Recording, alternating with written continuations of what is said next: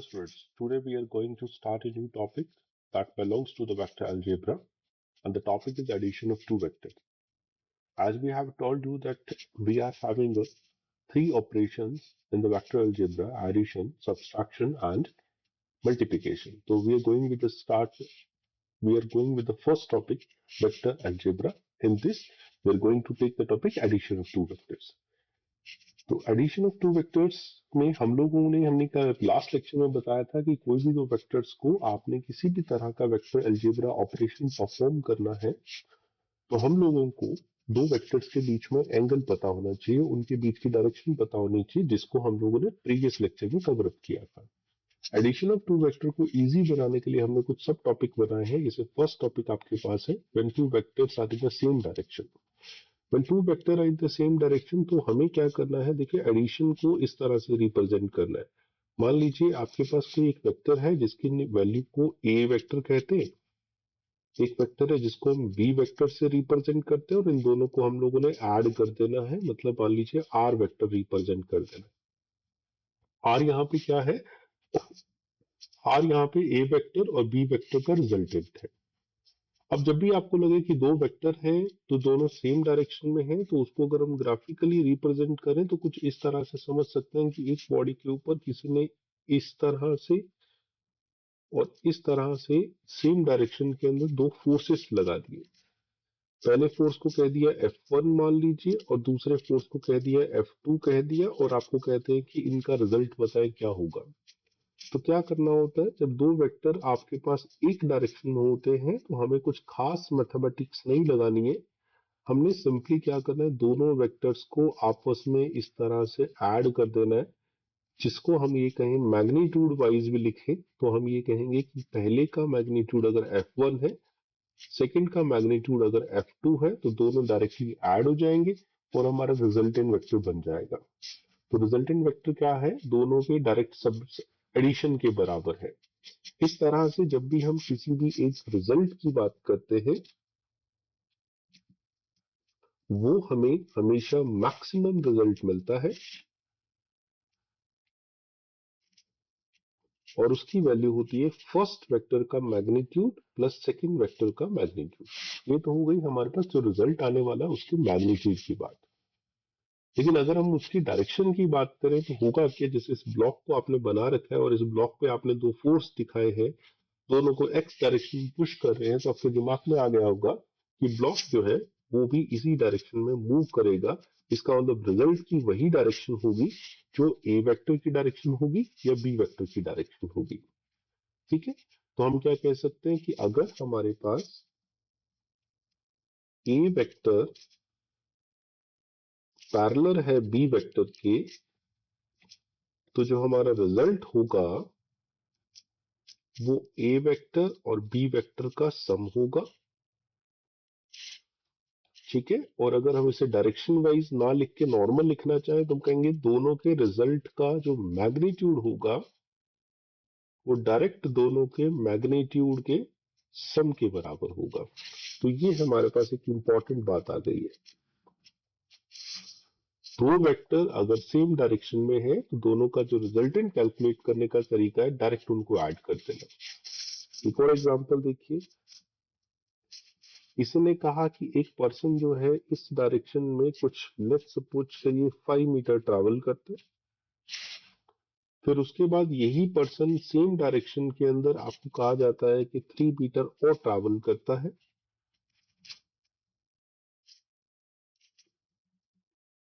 अब आपको कहते हैं कि टोटल डिस्प्लेसमेंट क्या हो गया।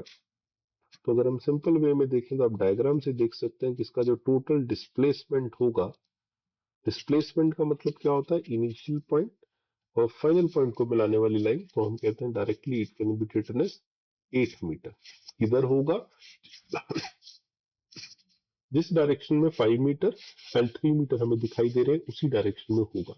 तो this is a very brief and very short way to find out the resultant when your two vectors are in the same direction or you can write as they are parallel vectors।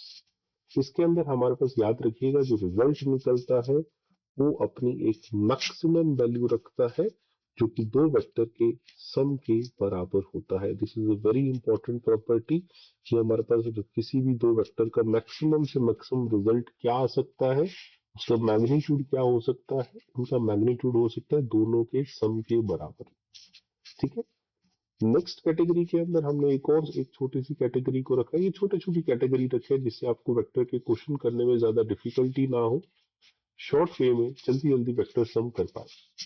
अब हम कहते हैं अगर दो vector आपको हम ये कहें कि अपोजिट डायरेक्शन में एक्ट करते हैं। अपोजिट डायरेक्शन में एक्ट करने का मतलब आप ऐसे समझ सकते हैं कि एग्जांपल से फिर से लेट्स से एक ब्लॉक है, इस ब्लॉक को किसी ने इस डायरेक्शन से पुश करना स्टार्ट किया। ठीक है। एट द सेम टाइम हम कहते हैं इस ब्लॉक को किसी ने इस डायरेक्शन में पुश करना स्टार्ट किया, किसी ने इधर से इसको किसी 10 न्यूटन से पुश किया और किसी ने इसको इधर से कुछ 5 न्यूटन से पुश किया। आप कहते हैं कि ब्लॉक किस डायरेक्शन में मूव करेगा। डायग्राम से भी आपको बात समझ आ रही होगी, ब्लॉक किस डायरेक्शन में मूव करेगा। ब्लॉक उस डायरेक्शन में मूव करेगा जिस डायरेक्शन में आपका लार्ज फोर्स एक्ट कर रहा है। इसका मतलब इस डायरेक्शन में मूव करेगा, और अगर इस डायरेक्शन में मूव करेगा तो इस डायरेक्शन में हमारा रिजल्ट आएगा। तो इस डायरेक्शन में रिजल्ट क्या आएगा, इस डायरेक्शन में रिजल्ट आएगा 10 newton minus 5 newton is equals to 5 Newton.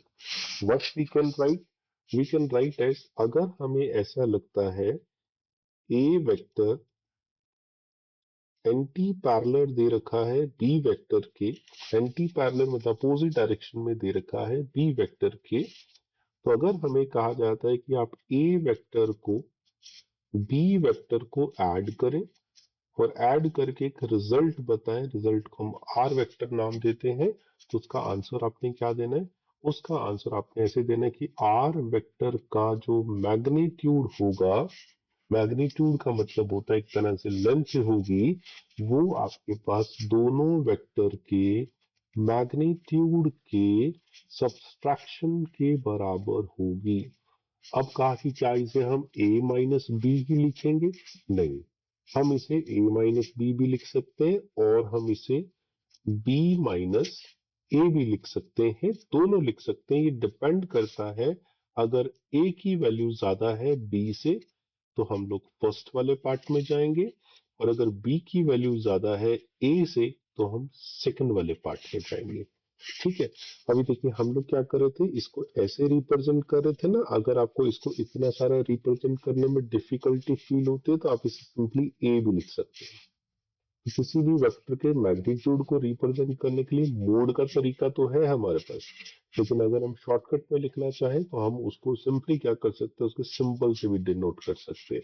तो इसमें क्या आता है, इसमें जो आर की वैल्यू आती है हमारे पास वो सबसे मिनिमम आती है,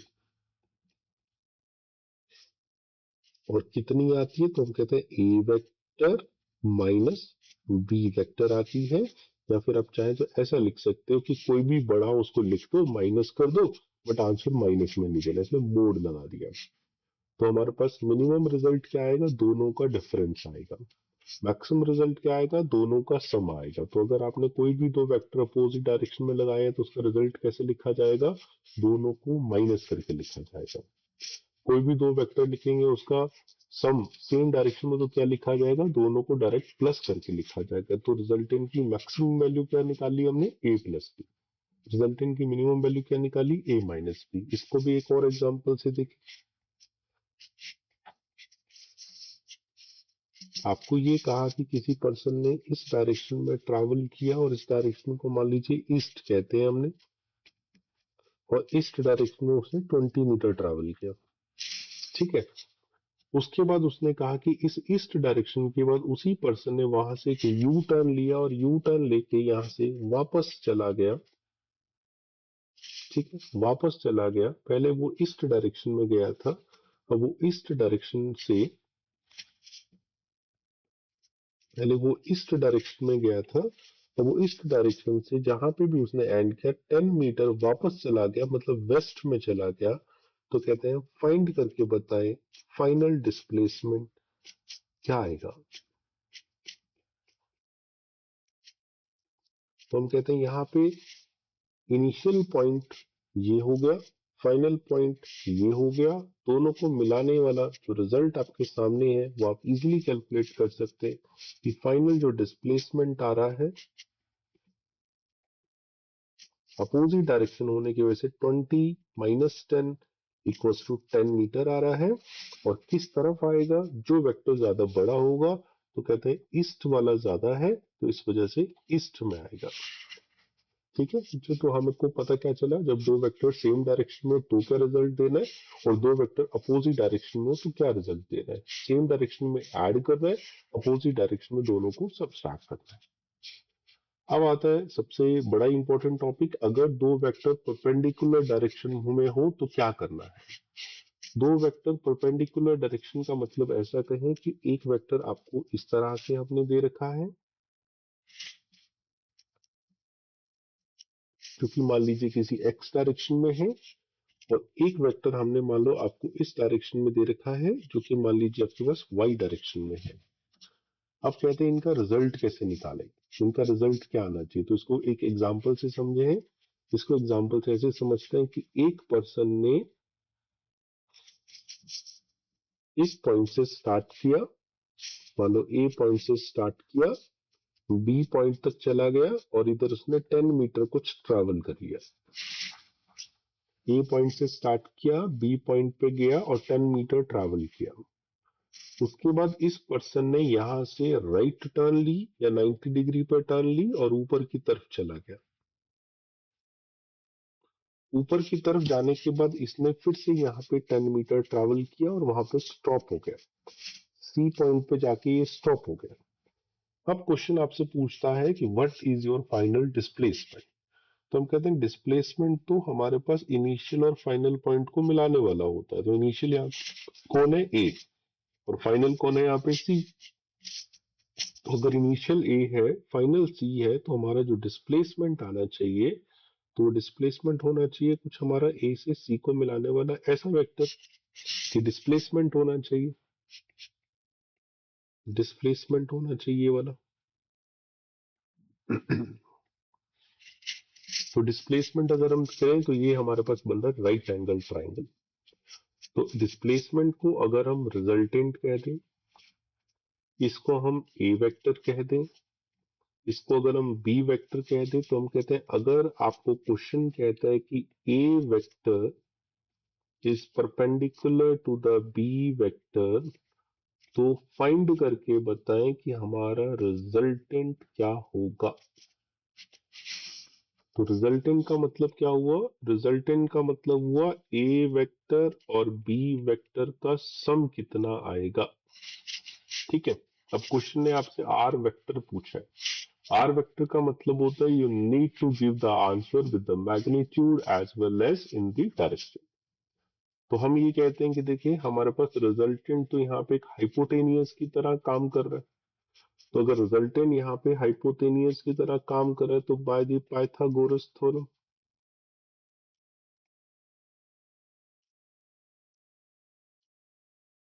पाइथागोरस थ्योरम अगर हम यहाँ पे लगाएं तो हमारा रिजल्टेंट का हाइपोटेनियस लिखा जाएगा ए सी का होल स्क्वायर। बेस क्या बनेगा, ए बी का होल स्क्वायर, और ये क्या बनेगा, बी सी का होल स्क्वायर। ठीक है, तो हमारा हाइपोटेनियस का स्क्वायर, परपेंडिकुलर का स्क्वायर एंड बेस का स्क्वायर सब हमने कर दिया। सब कुछ करने के बाद में अब हम लोगों को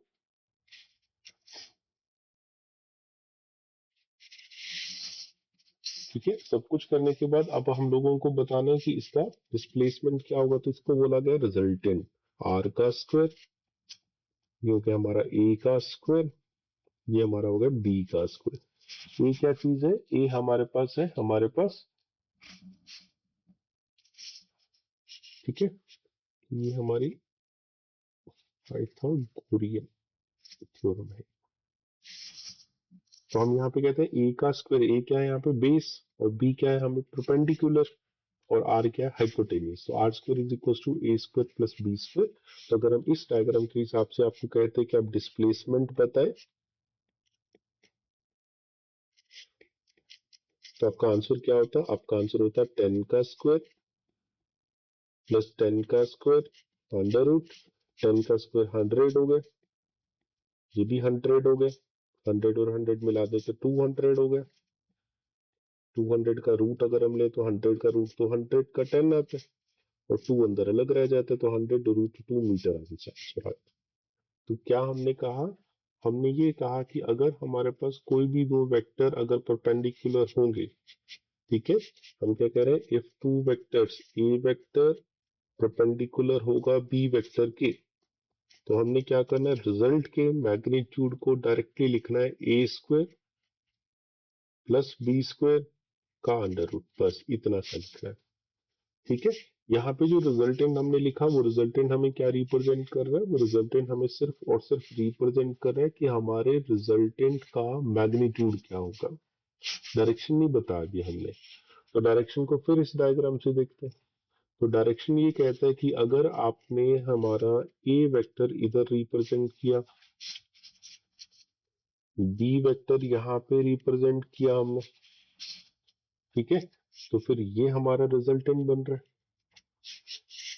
इसको हम कहते हैं ए वेक्टर यहाँ रिप्रेजेंट किया, बी वेक्टर यहाँ रिप्रेजेंट किया, तो यहाँ पे हमारा रिजल्टेंट बन रहा है।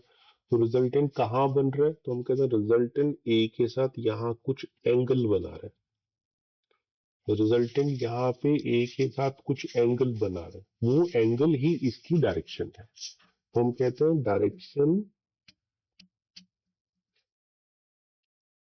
Of R vector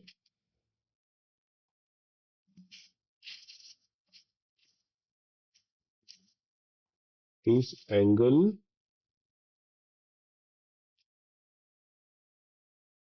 made by R vector with A vector. अब एंगल कैसे ढूंढते हैं, हम राइट एंगल ट्रायंगल में जाएंगे, तो राइट एंगल ट्रायंगल में थीटा के सामने जो आएगा उसको बोलेंगे परपेंडिकुलर, थीटा के साथ में जो आएगा उसको बोलेंगे बेस, और सबसे बड़ी साइड जो आएगी वो आएगी हाइपोटेन्यूज। तो ऐसे केसेस में जो हमारा रिजल्टेंट पता करना होता है उसके लिए या फिर डायरेक्शन जो पता करनी होती है, ज्यादातर हम लोग टेन थीटा का फॉर्मूला यूज करते हैं। तो टेन थीटा क्या होता है, परपेंडिकुलर बाय बेस। तो परपेंडिकुलर कौन आ रहा है, बी, और बेस क्या आ रहा है, ए, तो b by a. So this is the best way to find out the direction when two vectors are perpendicular. Thank you.